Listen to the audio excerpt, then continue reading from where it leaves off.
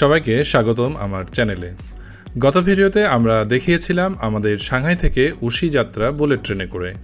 মাত্র 30 মিনিটে 130 kilometre journey করে আমরা এখানে এসেছিলাম। যারা ভিডিওটি দেখেননি তারা আই বাটন থেকে অথবা ডেসক্রিপশনে দেওয়া লিঙ্ক থেকেও দেখে নিতে পারেন। আর আজকে আমরা রাতের জমকালো উশি শহর এক্সপ্লোর করব। আশা করি সাংহাইয়ের পাশে অবস্থিত এই শহরটি আপনাদের ভালো লাগবে। আর ভিডিওর শেষে তো থাকছেই এখানে ভ্রমণের টিপস, সাথে এটাও বলবো এই শহরে কেন বেড়াতে আসবেন। চলুন শুরু করা যাক। হোটেলে চেক ইন করে 30 মিনিট পর আমরা বেরিয়ে পড়লাম উশির রাস্তায়। তখন সন্ধ্যা নামতে শুরু করেছে।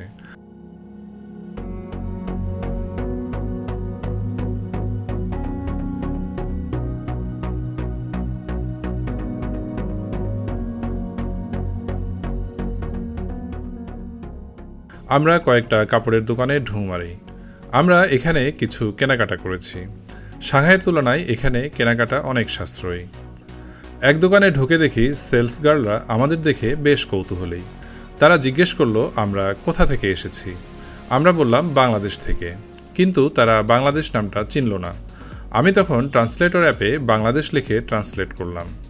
চাইনিজ ভাষায় বাংলাদেশকে ম্যানজিয়ালা গুয়ো বলে। এবার তারা চিনতে পারলো আমাদের দেশকে। তারা আমাদেরকে আরও অনেক কিছু জিজ্ঞাসা করলো। আসলে আমাদের সাথে কথোপকথন করতে করতে তারা আমাদের কাছে কাপড় বিক্রি করার কথা ভুলেই গেল।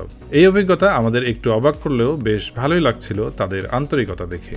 চাইনিজরা এত আন্তরিক আগে জানা ছিল না আমাদের। এখন আমাদের পেটে বেশ খিদে, তাই আমরা খুঁজতে শুরু করলাম একটা হালাল রেস্টুরেন্ট। হাঁটতে হাঁটতে এসব জায়গার আলোর ঝলকানি দেখে খাওয়ার কথা ভুলেই যাচ্ছিলাম। একটু খোঁজাখুঁজির পর অবশেষে এখানেই পেয়ে গেলাম একটি ছোট্ট হালাল রেস্টুরেন্ট। আমরা অর্ডার করলাম হাতে টানা বিফ নুডলস আর বিফ ডাম্পলিং। চাইনিজরা প্রচুর পরিমাণে নুডলস খায়। এখানে প্রথমবার আমরা চোখের সামনে হাতে টানা নুডলস বানাতে দেখলাম। আপনারাও দেখুন তারা কিভাবে হাতে টেনে টেনে নুডলস বানায়।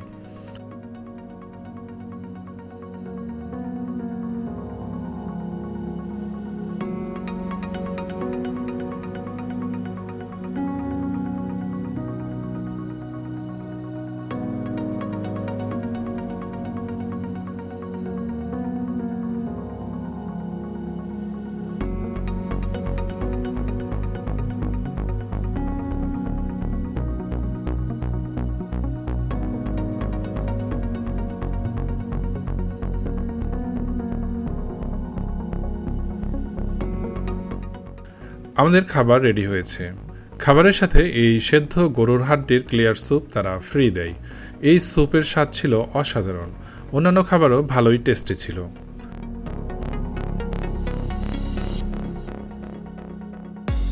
রেস্টুরেন্টে আমাদের পাশে বসেছিল এক চাইনিজ ভদ্রলোক, সঙ্গে তার 2 সন্তান। তারা কৌতূহল ভরে আমাদের দেখছিল। তাদের এক্সপ্রেশন দেখে মনে হচ্ছিল তারা পরিচিত হতে চায়। তাদের বাবা শিখিয়ে দিলেন হ্যালো বলে হাত এগিয়ে দিতে। সত্যি উশির মানুষগুলো এতই ফ্রেন্ডলি যে আমাদের পুরো উশি ভ্রমণে অন্তত 5 জন আমাদের সাথে সেলফি তুলেছে, শুধু আমাদের ভিন্ন চেহারার কারণে। খাওয়ার পর আমরা একটি ট্যাক্সি করে রওনা দিলাম উশির সবচেয়ে প্রাণবন্ত এলাকা নানচান টেম্পল এরিয়ার দিকে।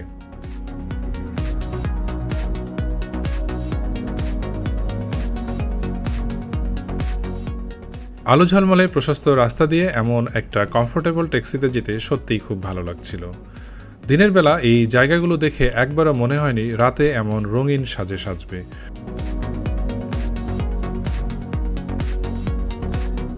এই রাস্তা দিয়ে যেতে আমাদের এত ভালো লাগছিল যে আমি ক্যামেরাটা ধরেই রেখেছিলাম, এবং এডিটের সময় আমি এখানে কোথাও কাট করিনি, পুরোটাই রেখে দিয়েছি আপনাদের দেখানোর জন্য। যাই হোক, আসুন আমরা এই রাস্তাটা দেখতে দেখতে উশি শহরের ইতিহাস সম্পর্কে একটু জানি। উশি চীনের জিয়াংশু প্রদেশে অবস্থিত একটি প্রাচীন শহর, যার ইতিহাস প্রায় 3000 বছরের পুরনো। এই দীর্ঘ সময় ধরে উশি শুধু চীনের নয়, পুরো পূর্ব এশিয়ার ইতিহাস ও সংস্কৃতিতে একটি গুরুত্বপূর্ণ ভূমিকা রেখে এসেছে। একসময় উশি ছিল চীনের অন্যতম প্রধান রেশম শিল্পের কেন্দ্র। এখানকার সূক্ষ্ম রেশম, ঐতিহ্যবাহী তাঁত এবং সৃজনশীল হস্তশিল্প চীনের বাইরেও খ্যাতি অর্জন করেছিল। আজও শহরের কিছু অংশে প্রাচীন রেশম কারখানার স্মৃতি দেখা যায়। আর একটা সময় উশি ছিল টিন উৎপাদনের জন্য বিখ্যাত।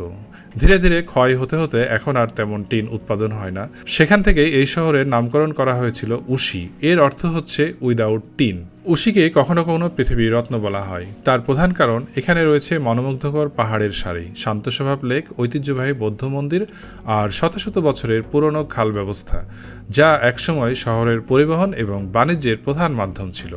এই শহরটিকে ঘিরে রয়েছে শিল্প, ইতিহাস আর প্রকৃতির অপূর্ব মেলবন্ধন। আধুনিক প্রযুক্তি আর ঐতিহ্যের মিশ্রণে উশি আজ একটি ব্যতিক্রমধর্মী পর্যটন গন্তব্য। যারা সাংহাই বা আশেপাশের শহর থেকে এখানে আসেন, তারা এই শহরের সৌন্দর্যে মুগ্ধ না হয়ে পারেন না। বিশেষ করে নানচাল টেম্পল এলাকা এবং ঐতিহাসিক খালপথগুলো শহরের প্রাণ। এখানেই ইতিহাস, ধর্ম, সংস্কৃতি আর আধুনিক জীবনের ছোঁয়া একসাথে রয়েছে। উশি যেন চীনের ইতিহাসের এক জীবন্ত দলিল।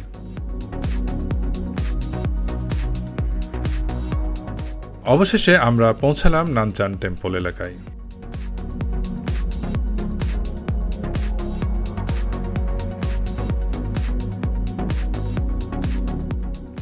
এখানকার সবচেয়ে আকর্ষণীয় বিষয় হলো খাল বা লেকগুলো। উশিকে বলা হয় ভেনিস অব দ্য ইস্ট, কারণ শহর জুড়ে ছোট ছোট খাল আছে যেগুলোর উপর দিয়ে নৌকায় ভ্রমণ করা যায়। সন্ধ্যায় এই খালগুলো লাইটে ঝলমল করে ওঠে।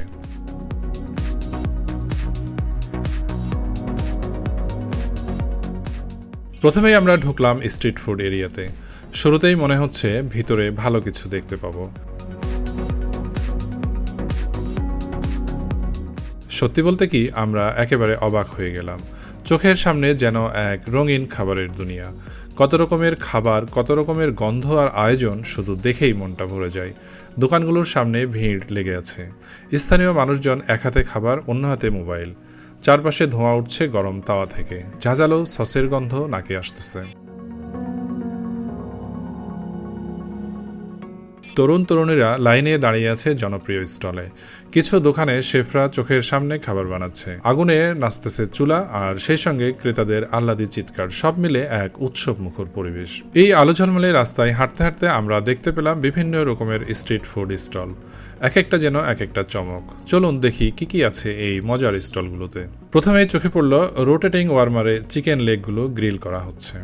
এই স্টলে মাংসের সুগন্ধে ভরপুর পরিবেশ। এখানে বিক্রি করা হচ্ছে lamb skewers, Easter sausages, pork skewers, fish tofu আর স্কুইড। চারকোল গ্রিলের উপরে ধোঁয়া তুলে এগুলো ধীরে ধীরে সেকা হচ্ছে।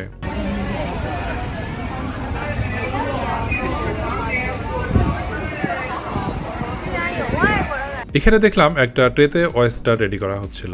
সামুদ্রিক খাবার যারা পছন্দ করেন তাদের জন্য একদম পারফেক্ট। এখানে দেখছেন কত আইটেমের খাবারের স্কুয়ার্স। এই স্টলেও সেম টাইপের খাবার। বোঝাই যায় চাইনিজদের এগুলো কত প্রিয়। এখানে চিংড়ি মাছ সহ রান্না করা কিছু সি ফুড দেখলাম। এটা একটা ফলের দোকান যেখানে ডোরিয়ান ফল বিক্রি করা হচ্ছে। পুরো স্ট্রিট জুড়ে মানুষ যেন আনন্দে মেতে উঠেছে। এগুলি খুব সম্ভবত পর্কের কিছু একটা হবে। এই স্টলে ছিল ক্রিসপি স্কিন পর্ক বেলি, ঘূর্ণায়মান হিটিং ফুড ওয়ার্মারে রাখা।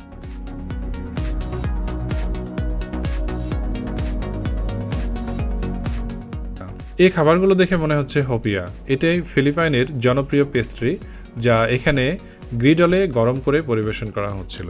চমৎকার এক ফিউশন খাবার।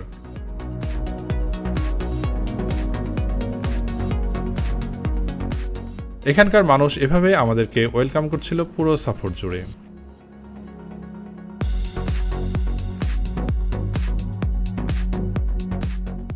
এ জায়গার উপরের দিকের ডিজাইনটা বেশ চমৎকার লাগলো। অনেক আগের কাঠের তৈরি নকশা হবে হয়তো। এখানে বসে খাবার মতো রেস্টুরেন্টও আছে অনেক।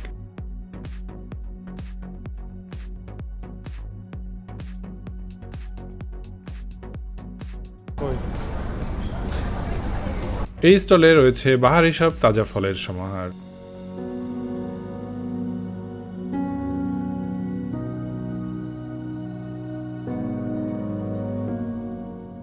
কি বিশাল সাইজের কপার বা ব্রাসের তৈরি পিচার, যার গায়ে ড্রাগনের ডিজাইন খোদাই করা। দেখে মনে হচ্ছিল এটা হয়তো চীনা বা তিব্বতী কারুশিল্প, হয়তো চা বা কোনো বিশেষ পানীয় পরিবেশনের জন্য ব্যবহৃত হয়। এরপর চোখে পড়ল জেলাটো। ইতালিয়ান স্টাইলের এই আইসক্রিম অনেকগুলো ফ্লেভারে সাজানো ছিল।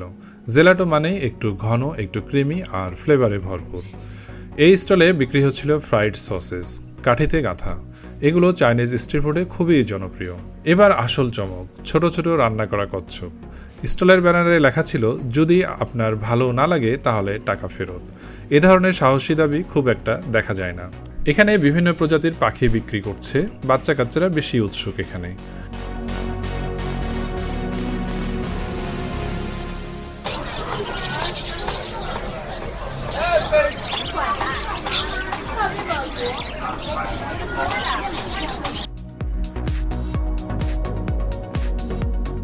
এগুলোকে বলে তাংহুলু। তাজা ফলে তৈরি চিনির আবরণে মুড়ে রাখা এই ট্র্যাডিশনাল চাইনিজ ক্যান্ডি দেখতে যেমন সুন্দর, খেতেও মজাদার হবে মনে হচ্ছে।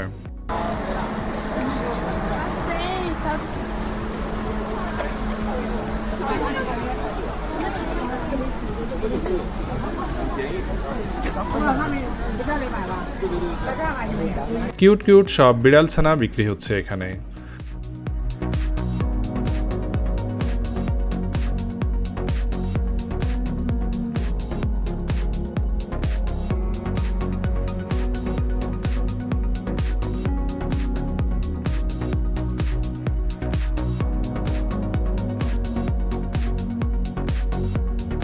পরের স্টলে ছিল রঙিন রঙিন মিষ্টান্ন ও ক্যান্ডি, ক্লিয়ার প্যাকেটিংয়ে সাজানো।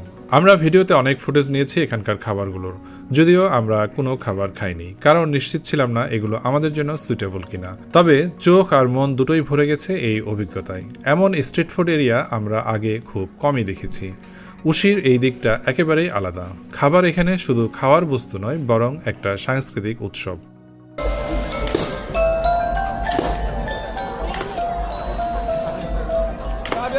এই বোটগুলো এখানকার পর্যটকদের কাছে খুবই প্রিয়, আর এই লেকগুলোর দৈর্ঘ্য অনেক বেশি। শহরের অনেক জায়গা জুড়েই এই লেক বা খালগুলো দেখতে পাবেন। আর আমার মনে হয় এই লেকগুলোকে কেন্দ্র করেই এখানে পর্যটন শিল্প গড়ে উঠেছে। আমরা ফোর্ড স্ট্রিট এরিয়া থেকে বের হয়ে আবারও মেইন রোডের দিকে আসলাম।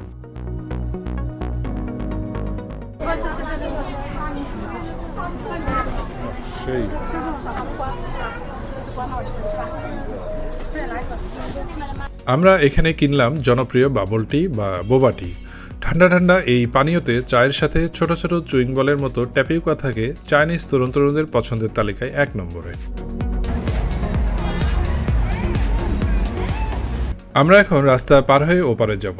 এপার থেকেই বোঝা যাচ্ছে বেশ ভালো কিছুই দেখতে পাবো ওপাশটাই।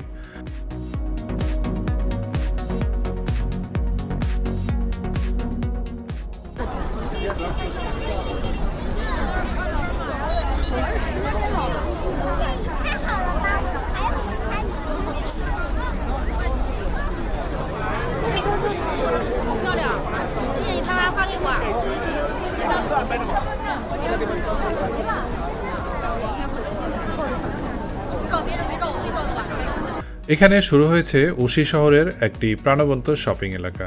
পুরো জায়গাটা যেন আলোয় ঝলমল করছে। এখানেও দেখা যাচ্ছে লেকে আলো ঝলমলে বোট। পর্যটকরা বোটে করে ঘুরে বেড়াচ্ছে। এখানে রয়েছে আধুনিক রেস্টুরেন্ট, চাইনিজ খাবারের দোকান, পার্টি হল আর একের পর এক দোকান যেখানে নানা ধরনের জিনিসপত্র বিক্রি হচ্ছে। রাস্তার দুধারে গড়ে উঠেছে রেস্টুরেন্ট এবং নানা ধরনের জিনিস কেনাকাটা করার দোকান। এখানে কম দামে অনেক সুন্দর সুন্দর জিনিস পেয়েছিলাম। বেশিরভাগ জিনিসের দাম ছিল 10 ইউয়ান করে। এটার বৈশিষ্ট্য ছিল যা নিবেন তাই 10 ইউয়ান। এমনকি বড় সাইজের শ্যাম্পু, লোশন এগুলোর দামও ছিল 10 ইউয়ান করে। এগুলো মানেও বেশ ভালো। শোপিস থেকে শুরু করে শীতের টুপি, বাচ্চাদের খেলনা সবই রয়েছে। আমরা এখান থেকে অনেক কিছু কিনেছি, কারণ বেইজিং এবং সাংহাইয়ে আমরা এত কম দামে কোনো কিছুই পাইনি। আমরা ঘুরে ঘুরে কিছু সুভেনির কিনেছি, চীনা লাকি চার, ছোট ছোট ডেকোরেশন পিস আর কিছু ঐতিহ্যবাহী হস্তশিল্প যা আমাদের ভ্রমণের স্মৃতি হিসেবে থেকে যাবে। এখানে চোখে পড়ল চাইনিজ ঐতিহ্যবাহী পোশাকের দোকানও। বিশেষ করে মেয়েদের জন্য রয়েছে অসাধারণ হানফু ড্রেস। এই পোশাকগুলো দেখতে সত্যিই দারুণ। ঝকমকে রঙের সিল্ক কাপড়, শুকনো কারুকাজ আর রাজকীয় ডিজাইন। হানফু ড্রেসের বৈশিষ্ট্য হলো এটি রাজকীয় ধরনের, প্রশস্ত হাতা, স্তরে স্তরে কাপড় আর কোমরে বেল্ট দিয়ে বাঁধা। অনেক পর্যটক এসব পোশাক পরে ছবি তোলেন উশির ঐতিহ্যবাহী জায়গাগুলোতে। সামনে আমরা একটা ক্লাব দেখতে পাচ্ছি যেখানে উচ্চ আওয়াজে গান পরিবেশন করা হচ্ছে।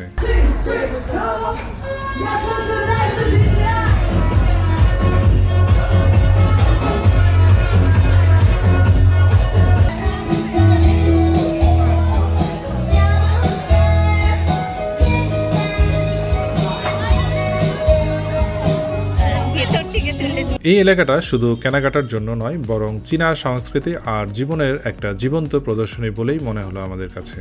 চাইলে আপনি এখান থেকে কিছু উপহারও সংগ্রহ করতে পারেন প্রিয়জনদের জন্য।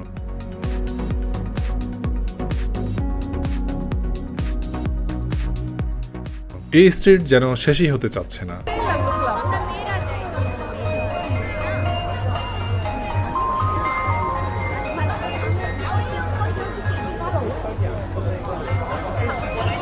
এখানে কিছুক্ষণ দাঁড়িয়ে এ দুটো বাচ্চার একসঙ্গে আইসক্রিম খাওয়া দেখলাম।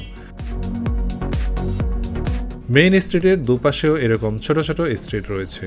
প্রত্যেকটি জায়গা এত সুন্দর করে সাজানো, শুধু দেখতে ইচ্ছে করবে।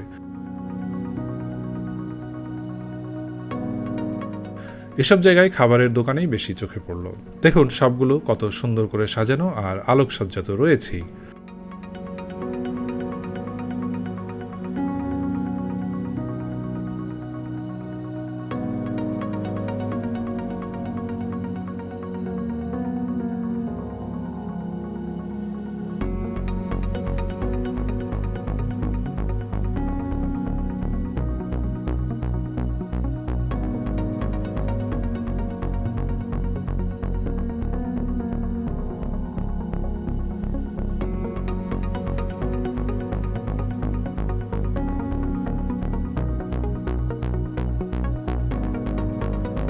লেকের দুধারে সব স্থাপনায় এমন আলোকিত দেখতে পাবেন।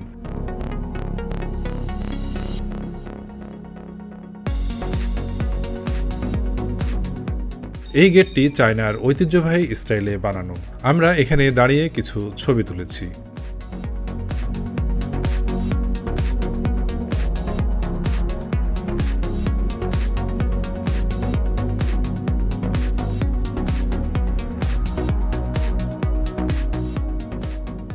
এখানে দেখতে পাচ্ছেন সব বড় বড় ক্যান্ডি ডিসপেন্সার। নানান ধরনের ক্যান্ডি রয়েছে এখানে।